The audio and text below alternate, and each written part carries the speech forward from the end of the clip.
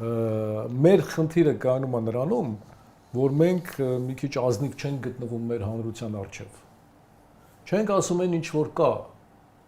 զբաղվում են դեմագոգիայով, ինչ որ սիրուն սենց կենացներ կարան ասեն, որ ինչ որ շահեն որոշ հանրության տոկոսային հարաբերությամբ ականջը, որ կան ասեն,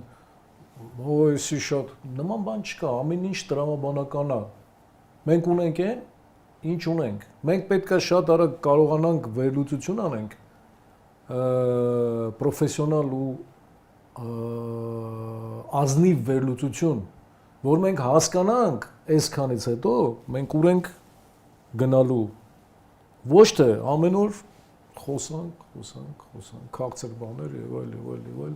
ամեն ինչ տրամաբանական է, ոչ մի զարմանալի բան ինձ համար չկար։